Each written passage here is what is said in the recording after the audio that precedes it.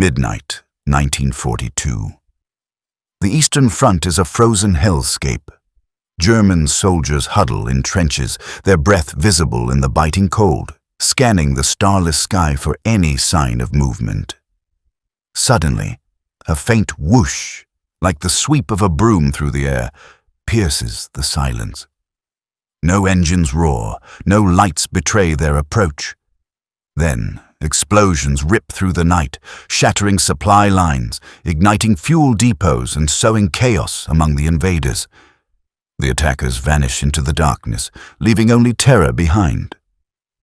Who were these shadowy figures that the Nazis feared more than any storm? How did a group of young women, flying outdated biplanes, become the most decorated unit in the Soviet Air Force? What drove them to risk everything in a war that claimed millions? And how did their defiance change the course of history? This is the story of the Night Witches, the all-female Soviet bomber pilots who turned the night into their weapon and struck fear into the heart of the enemy. This documentary is for educational purposes and analyzes historical facts from a neutral perspective. We are strongly against violence and war in all its forms. The Second World War on the Eastern Front was a conflict of unprecedented scale and brutality, pitting the Soviet Union against Nazi Germany in a struggle that would claim over 27 million Soviet lives, civilians and soldiers alike, and reshape the global order forever. It began on June 22, 1941, with Operation Barbarossa, Hitler's ambitious invasion aimed at conquering the vast Soviet territories, seizing resources like oil from the Caucasus, and fulfilling his ideological vision of Lebensraum, or living space, for the Aryan race. Over 3 million German troops, supported by allies from Italy, Romania, and Hungary, surged across the border in a blitzkrieg assault, catching the Red Army off guard, despite warnings from Soviet spies like Richard Sohr, who had infiltrated the German embassy in Tokyo and provided precise intelligence about the impending attack. The initial months were devastating for the Soviets. Entire armies were encircled and destroyed in massive battles at Minsk, Smolensk, and Kiev, where more than 600,000 Soviet soldiers were captured in a single encirclement near Kiev alone. These prisoners were subjected to horrific conditions in prisoner-of-war camps, where starvation, disease, and outright executions claimed countless lives. Historians estimate that of the 5.7 million Soviet POWs taken by the Germans during the war, over 3 million perished. By late 1941, the Germans were at the gates of Moscow, their panzers grinding through the mud and snow. But a brutal winter, with temperatures plummeting to -40 degrees Celsius, overextended supply lines stretching thousands of miles, and fierce Soviet counter-offensives, led by generals like Georgy Zhukov, halted their advance. The Battle of Moscow, fought from October 1941 to January 1942, marked the first major defeat for the Wehrmacht, with German losses exceeding 500,000 men, and it shattered the myth of Nazi invincibility. As the war dragged on, the Eastern Front became synonymous with attrition, where battles like Kursk in 1943 saw the largest tank engagement in history, with Soviet T-34s clashing against German Tigers in a thunderous symphony of steel and fire that ultimately favored the Red Army's numerical superiority and defensive preparations. The Soviet Union, under Joseph Stalin's iron-fisted rule, mobilized every resource to survive this existential threat. Stalin's Order No. 227, issued on July 28, 1942, proclaimed "not a step back," authorizing summary executions for retreaters and establishing penal battalions for those deemed unreliable. Units where convicts and disgraced soldiers were thrown into the fray as cannon fodder, often without weapons, to clear minefields or absorb enemy fire. This total war effort extended to women, who played crucial roles in factories, farms, and even combat, stepping into roles vacated by the millions of men lost in the early disasters. Unlike in other Allied nations, where women served primarily in auxiliary roles like the British Women's Auxiliary Air Force or American WASPs, the Soviets integrated them directly into the military, with over 800,000 women enlisting by war's end. They served as snipers.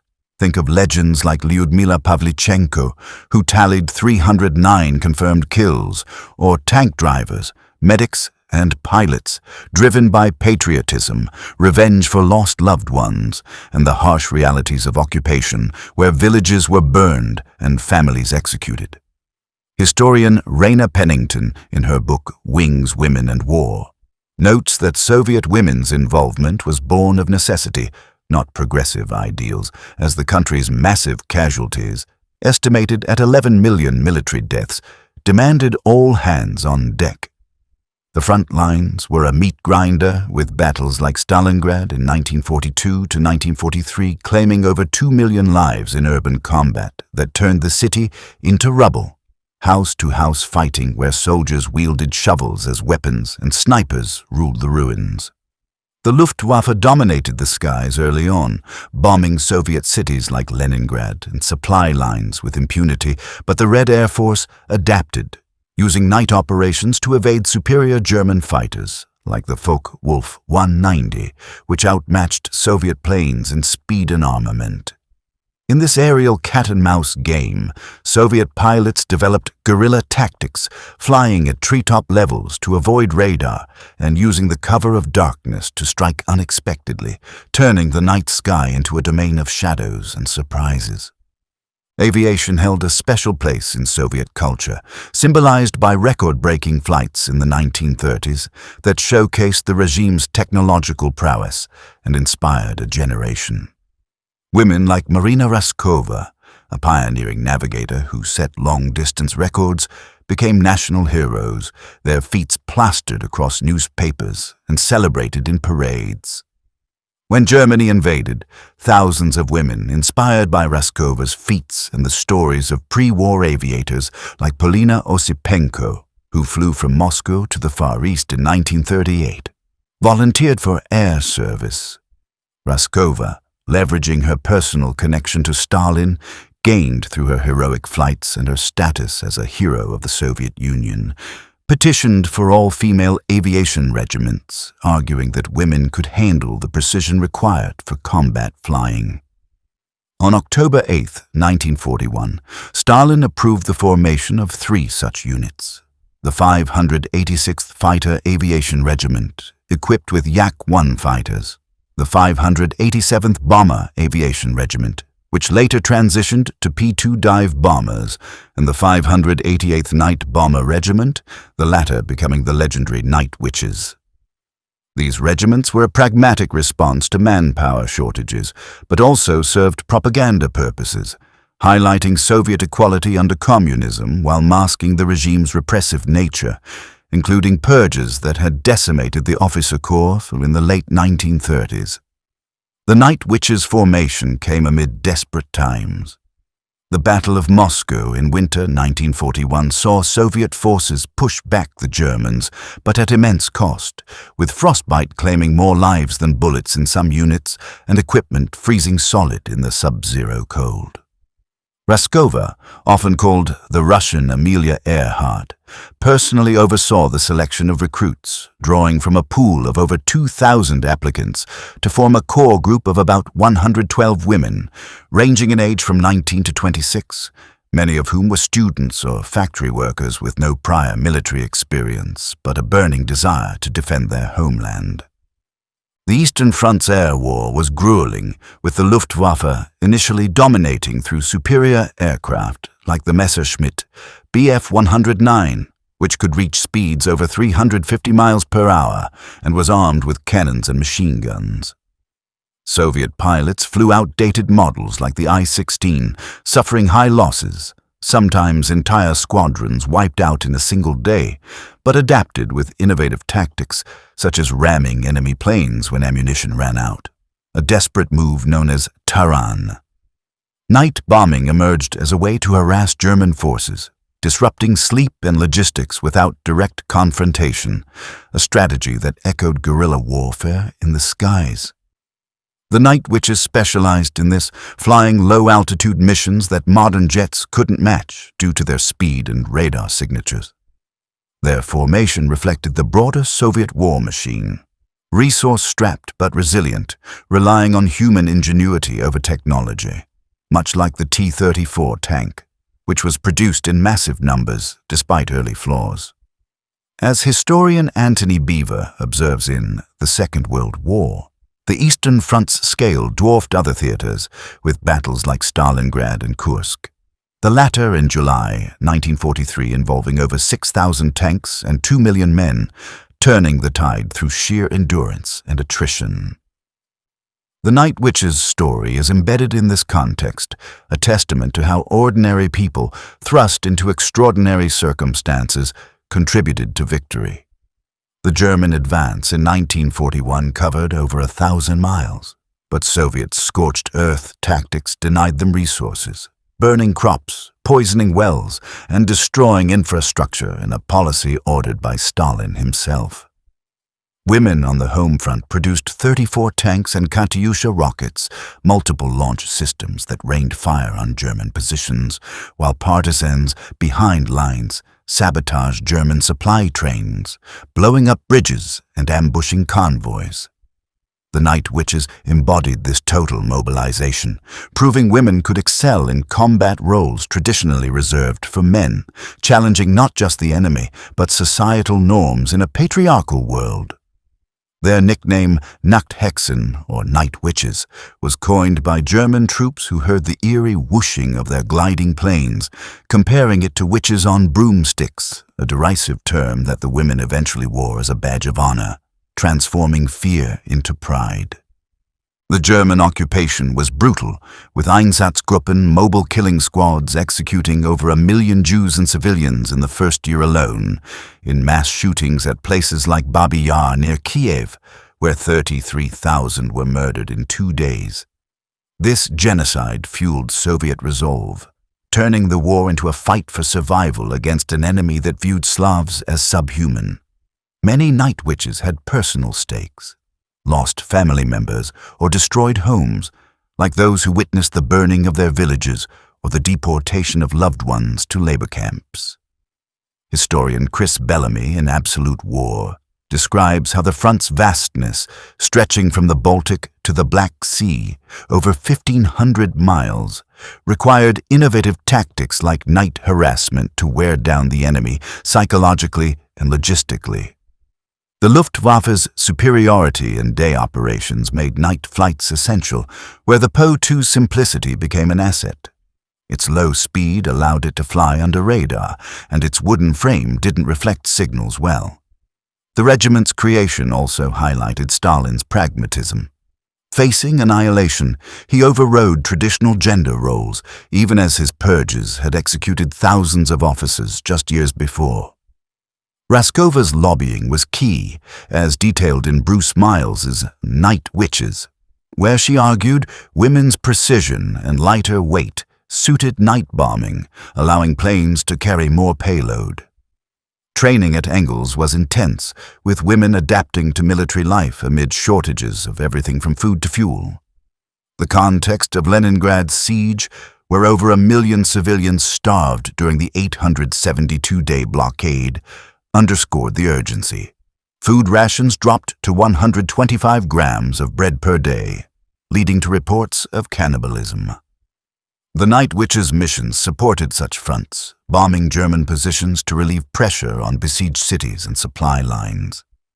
In addition to their bombing runs, the regiment conducted 155 supply drops, parachuting food, ammunition, and medical supplies to isolated Soviet units and partisans, often under heavy fire, adding another layer of risk to their already perilous duties. Among the key figures in the Night Witches saga was Marina Raskova, the visionary founder whose determination made the all-female regiments possible. Born on March 28, 1912, in Moscow to a middle-class family, her father an opera singer and her mother a teacher, Raskova initially pursued opera before shifting to chemistry and then aviation, driven by a passion for the skies that she discovered while working at the Zhukovsky Air Academy. By 1933, she became the first woman to teach there, breaking barriers in a male-dominated field, and her 1938 non-stop flight from Moscow to the Far East, covering over 3,000 miles despite a crash landing in the Taiga, where she survived on berries for 10 days, earned her the Hero of the Soviet Union title, the highest honor in the USSR. Eyewitness accounts from her crew in A Dance with Death by Anne Noggle describe her as calm under pressure, navigating through fog and ice with unyielding focus, her voice steady over the radio as they battled storms. When the Germans invaded in 1941, Raskova received thousands of letters from women eager to fly, many inspired by her public speeches and articles in Pravda. She lobbied Stalin directly, using her fame and connections, arguing that female pilots could fill critical gaps left by the purges and early losses. Historian Bruce Miles, in Night Witches, The Amazing Story of Russia's Women Pilots in World War II, credits her charisma and records for convincing a skeptical military establishment, where generals like Kliment Voroshilov initially dismissed the idea as frivolous. Tragically, Raskova died on January 4, 1943, in a plane crash en route to the front at age 30, when her P-2 bomber hit bad weather near Saratov. Her state funeral, the first of the war, underscored her status, with ashes interred in the Kremlin wall alongside heroes like Yuri Gagarin later on. Raskova's legacy extended beyond founding the regiments. She selected and trained the women personally, instilling discipline and skill through rigorous drills and motivational talks. In Miles' book, survivors recall her as a mother figure, strict yet inspirational, preparing them for the rigors of war by sharing stories of her own near-death experiences, like the time her plane iced up over Siberia. Supporting Raskova's vision were Deputy Commander Serafima Amosova, who handled day-to-day operations with tactical brilliance, and Commissar Yevdokia Rachkevich, who maintained political discipline and morale through ideological education and group discussions, ensuring the unit's cohesion in the face of adversity. Command of the 588th fell to Yevdokia Bershanskaya, a seasoned pilot who led the regiment throughout the war with a steady hand. Born in 1913 in Stavropol, Bershanskaya had flown since 1931, logging over 1,000 hours before the conflict as an instructor and aerobatic performer. As a mother and widow, her husband died in a training accident in the 1930s. She balanced personal loss with leadership, earning respect for her tactical acumen and ability to keep morale high in dire conditions. Pilot Nadezhda Popova recalled in a BBC interview, "Bershanskaya was strict but fair, always putting our safety first while pushing us to excel, reminding us that every bomb dropped was a step toward liberating our homes." Under her, the unit became the 46th Guards in 1943, honoring their valor after the Battle of the Caucasus, a designation that came with better equipment and recognition. Bershanskaya's biography in Raina Pennington's work highlights her organizational skills, managing logistics in harsh conditions, from fuel shortages that forced planes to be towed by oxen to mechanical failures fixed with scavenged parts. She navigated sexism, proving the regiment's worth through results, like when male commanders doubted their abilities until reports of successful raids poured in. Bershanskaya died in 1982, but her leadership is analyzed by historians as key to the unit's success, fostering camaraderie that boosted morale. Women shared letters from home, sang folk songs during downtime, and supported each other through losses. Her approach included enforcing a set of 12 commandments for the Night Witches, informal rules that emphasized discipline, such as always prioritizing the mission, maintaining aircraft meticulously, and never abandoning a comrade, which helped forge their unbreakable bond. Nadezhda Popova, one of the most celebrated pilots, flew 852 missions, surviving crashes, frostbite, and enemy fire that riddled her plane with holes. Born in 1921 in Donetsk, She joined after her brother, Leonid, was killed by Nazis and her home occupied, her family forced to flee amid burning fields. In the New York Times obituary, she described gliding silently. We'd cut the engine and dive. The whoosh terrified them, and we'd restart just above the treetops, hearts pounding. Popova once flew 18 missions in one night during the Taman Peninsula campaign, earning the Hero of the Soviet Union for her endurance. Historian Raina Pennington notes her resilience exemplified the regiment's spirit, as she often volunteered for the most dangerous runs. Popova's memoirs, excerpted in Miles's book, detail a 1943 incident where she was shot down over Novorossiysk, evading capture for days in enemy territory, navigating by stars and surviving on berries and rainwater while avoiding patrols. She married fellow pilot Semyon Kharlamov. Postwar. They met when she crash-landed near his fighter squadron and he helped her escape, and their son became an Air Force general. Popova died in 2013 at 91, her legacy preserved in interviews where she emphasized teamwork. We were like sisters, bound by shared danger, laughing at the Germans' fear of our brooms to keep the terror at bay. In one poignant anecdote, Popova recounted a mission where her plane was so damaged by flak that she landed it on a frozen river, only to have it sink through the ice the next morning, a narrow escape that highlighted the razor-thin margins of their nightly forays. Irina Sebrova held the record with 1,008 sorties, precisely 1,008, dropping hundreds of tons of bombs and becoming a symbol of unyielding determination. Born in 1914 in Tetyakovka, she worked as a locksmith before aviation training in 1939, drawn to the skies by Raskova's example. In Nogel's interviews, Sebrova said, "Fear was constant, but duty stronger. Each flight was for the mothers and children back home." Sebrova survived a March 1942 crash during training in a blizzard, yet flew on, becoming flight commander and leading formations through flak-filled skies. Her biography and Soviet records details over 800 missions by 1945, targeting German positions in the Caucasus and Crimea, where her precision strikes on bridges and railroads delayed enemy reinforcements. Historian David Glantz praises her precision in The Soviet-German War, noting her bombs disrupted enemy reinforcements during key offensives, like the push to retake Kerch. Post-war, Sebrova married and worked in aviation maintenance until retirement, sharing her experiences in schools to inspire youth. She died in 2000, honored as Hero of the Soviet Union, her medals including the Order of Lenin displayed in museums today. Sebrova's record-breaking flights often involved coordinating with ground forces, using flares to signal targets, a tactic that required split-second timing and turned chaotic nights into orchestrated strikes. Rufina Gasheva, navigator for over 800 missions, exactly 848, survived a crash in enemy territory, evading capture for days in a tale of survival that rivals adventure novels.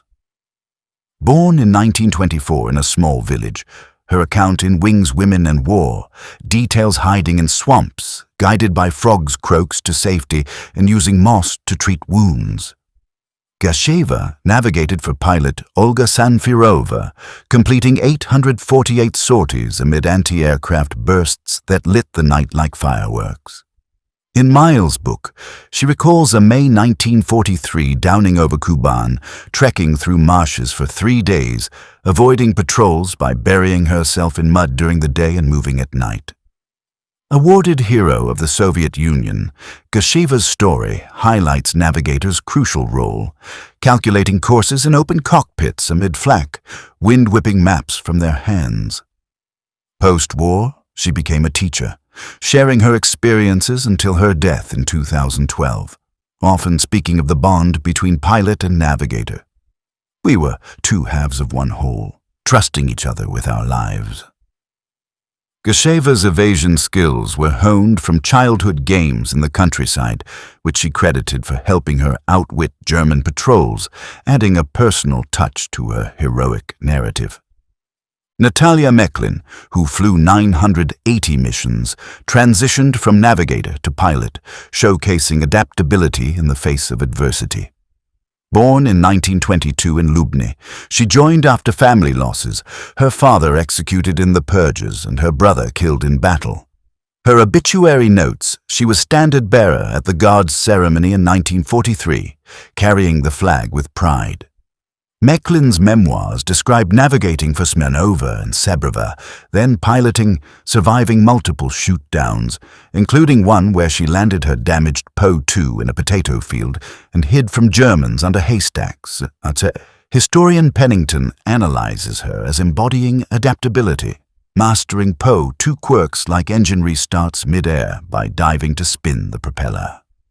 Awarded Hero of the Soviet Union, Mechlin post-war wrote books on aviation like In the Sky Without Fear, dying in 2005. Her story includes lighter moments like sewing dresses from captured German parachutes during rare downtime. Mechlin once improvised a landing strip by circling to flatten tall grass, a clever maneuver that saved her crew and became regiment lore. Kuwaz Dospanova, the first Kazakh woman pilot, served as communications chief despite severe leg injuries from a 1943 crash that left her with shattered bones and months in hospital. Born in 1922 in Atairao, she completed over 300 missions before her injury, flying through sandstorms and enemy fire. Her account details persisting despite pain, relaying orders in a multilingual unit where Russian, Ukrainian, and Kazakh voices mixed. Dospanova's biography highlights diversity as the regiment included Ukrainians, Belarusians, and minorities, reflecting the USSR's multi-ethnic fabric amid Stalin's deportations of entire peoples like the Crimean Tatars. Post-war, she became a politician, advocating women's rights in Kazakhstan until her death in 2008. Honored with streets named after her. Dospanova's role extended to translating for non-Russian speakers, bridging cultural gaps that strengthened the unit's unity. Mechanics like Sofia Ozerkova faced harsh discipline. She was sentenced to death for destroying her party card to avoid capture, but acquitted after appeals. Their groundwork was vital, as historian Bruce Miles emphasizes. Repairing Po-2s in sub-zero temperatures with limited tools, using bicycle pumps to inflate tires and melting snow for coolant. Ozerkova's story in Nagel's book details improvising parts from wreckage, ensuring planes flew nightly despite bullet holes patched with canvas. In a notable incident, Ozerkova destroyed her party card during a retreat in 1942 to prevent it falling into enemy hands, leading to a tribunal where she was initially sentenced to death, but the political commissar intervened, recognizing her intent, and she was reinstated, illustrating the high stakes of Soviet military justice. Similarly, mechanics Raisa Kharitonova and Tamara Frolova were sentenced to 10 years hard labor for cutting up flare parachutes to make undergarments amid uniform shortages. But Bershanskaya advocated for them, retraining them as navigators. Tragically, Frolova was killed in action in 1943, a reminder of the regiment's constant losses. These women from varied backgrounds, farmers' daughters, factory workers, students, united in purpose, their stories analyzed by experts like Pennington, who argues their success challenged gender norms while highlighting Soviet pragmatism in a war that forced innovation. The regiment's inclusivity fostered unity amid war, with Bershanskaya mediating cultural differences through shared meals and stories. Popova and Sebrova's high mission counts demonstrate endurance, with Pennington noting the psychological toll. Insomnia from constant alerts, nightmares of falling planes, but camaraderie sustained them, like group hugs before takeoff or letters read aloud from home. The unit's diversity included women from across the Soviet republics, creating a microcosm of the empire's vastness, where shared hardships erased ethnic divides. The main chapter of the Night Witches' story begins with their rigorous training in Engels, north of Stalingrad, now Volgograd, starting late 1941 amid the chaos of invasion. Over 2,000 women applied, but Raskova selected about 400 for the 3 regiments, focusing on skill, endurance, and political reliability in an era of paranoia. Training was compressed. What took men years, they learned in months, covering piloting, navigation, mechanics, and combat tactics in classrooms heated by potbelly stoves and fields blanketed in snow. The Po-2 biplane, a 1928 design for training and crop dusting, became their aircraft, nicknamed kukuruznik, or corn cutter, for its agricultural roots. Made of wood and canvas, it was slow, top speed about 94 miles per hour, but maneuverable, capable of short takeoffs from rough fields and nearly stall-proof at low speeds, ideal for night ops. Pilot Larisa Rozanova recalled in Nogel's book, "We drilled endlessly, fixing engines in blizzards, learning to fly blind with hoods over our cockpits." Challenges included sexism from male colleagues who mocked their flying sewing machines and withheld supplies, forcing women to scavenge. Inadequate gear, oversized male uniforms, and boots stuffed with paper led to chafing and frostbite during long flights. Training accidents were common.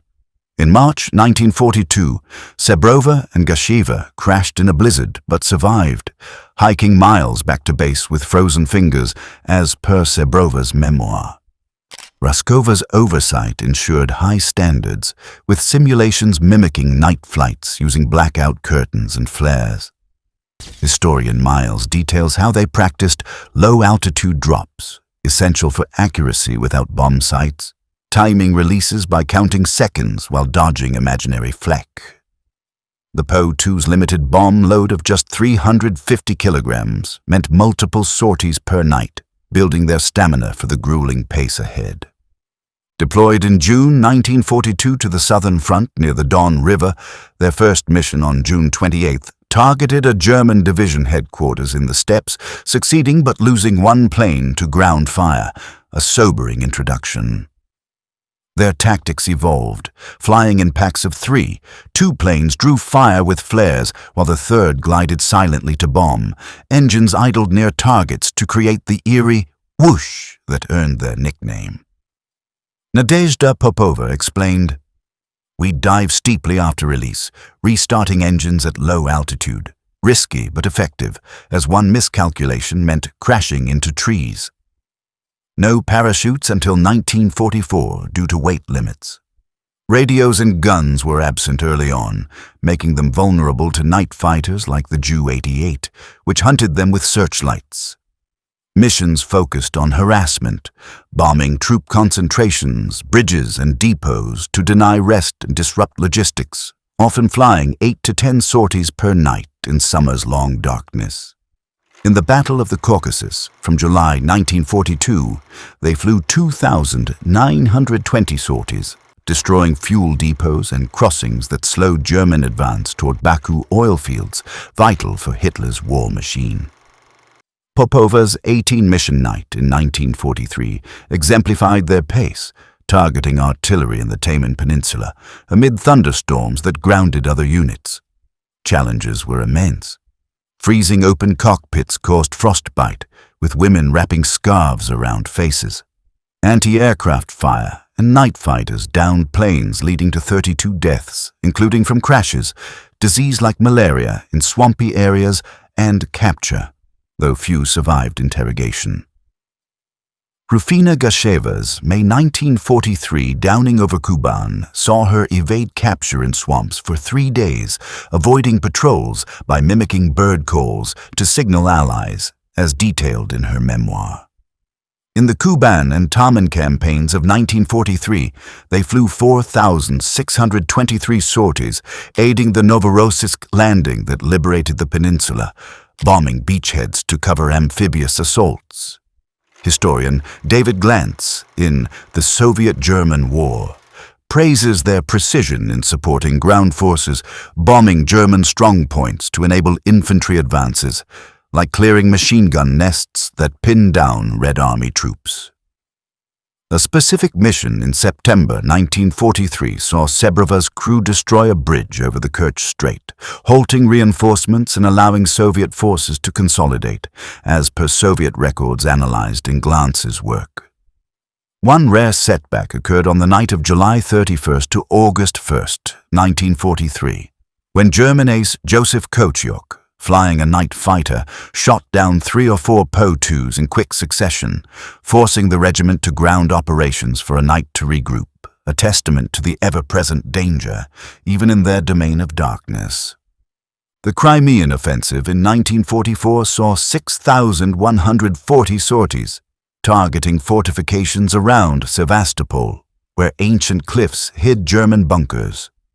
Mechlin's navigation in stormy weather ensured bombs hit ammo dumps, exploding in chain reactions that lit the horizon.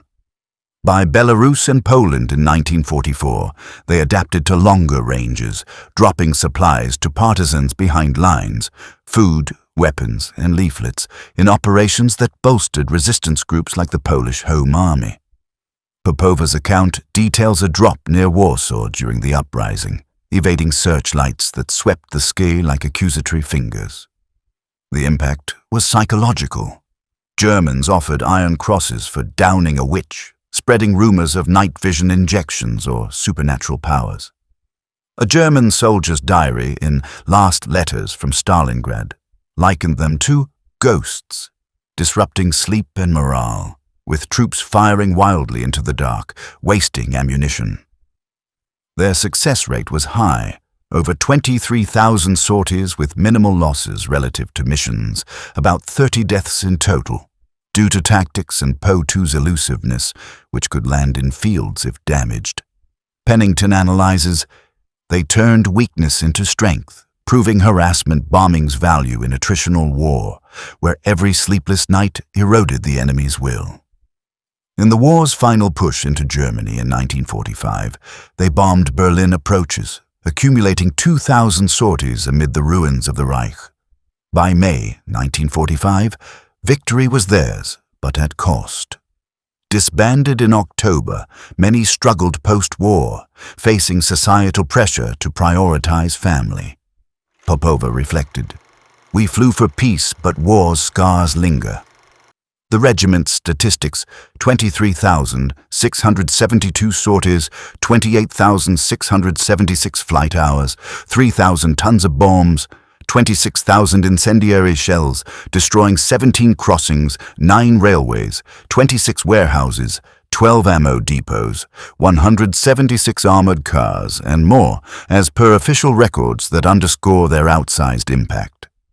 In the Kuban, they supported the Blue Line breakthrough, bombing bunkers that held up advances for weeks, with Gasheva's navigation through fog ensuring accurate drops despite zero visibility, as per her interview where she described using compass and stars alone. The Taman Peninsula liberation involved over 1,000 sorties, with Sebreva's record-breaking pace of up to 12 per night, coordinating with ground spotters via flares.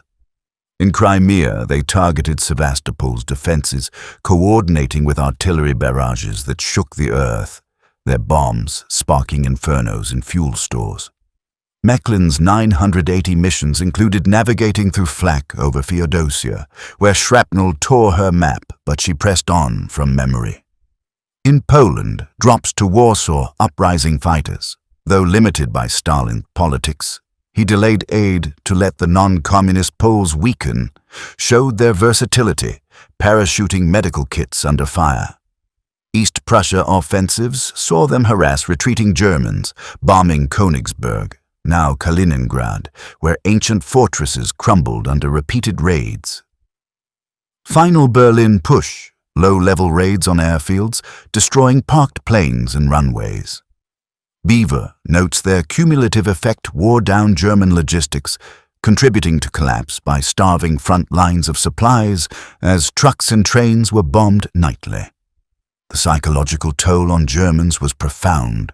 The constant raids led to sleep deprivation, with soldiers dubbing the Po-2 sound a witch's broom, fostering superstitions that undermined morale in the war's later stages.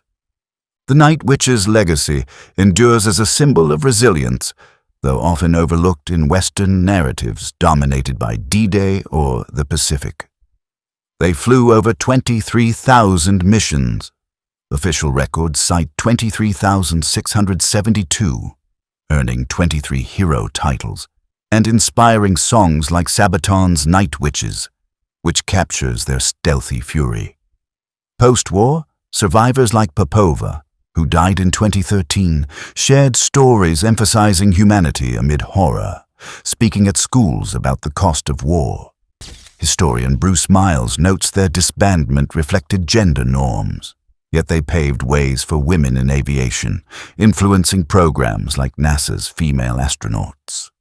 Today, memorials in Russia, statues in Volgograd, and plaques in Moscow honor them, reminding us of war's toll on all. As Pennington concludes, their defiance reshaped perceptions, proving capability knows no gender in a world forever changed by their courage. Films like Night Witches in the Sky, 1981, and books perpetuate their memory, while video games and novels highlight women's Bohazo-2 roles. Statistics: 23,672 sorties, 28,676 flight hours, 155 supply drops. Impact: disrupted 17 crossings, 12 depots, boosting Soviet morale and proving the value of asymmetric warfare. Post-war challenges were stark. Pilot Irina Rakobolskaya reflected, "I think that during the war, when the fate of our country was being decided, the bringing in of women into aviation was justified. But in peacetime, a woman can only fly for sport. Otherwise, how can one combine a career with a family and with maternal happiness?" This quote captures the bittersweet return to normalcy, where many witches chose family over flying, their wartime feats fading into quiet domestic lives, yet their trailblazing spirit inspired future generations of women in military and aviation fields worldwide. Cultural representations, from Soviet propaganda posters to modern heavy metal anthems, keep their story alive, turning the Night Witches into icons of empowerment and endurance against overwhelming odds. If this story inspired you, challenged you, or made you see World War II in a new light, we'd be honored to have you as part of our growing community. Subscribing isn't just a click. It's a way to support more powerful stories, more forgotten voices, and more truth from the past. So if you believe these stories matter, hit that subscribe button and let's keep building this journey together. And don't forget to leave a comment. We read them all and love hearing your thoughts. Until next time. Keep exploring history with Epic War. Keep asking questions. Keep seeking the truth.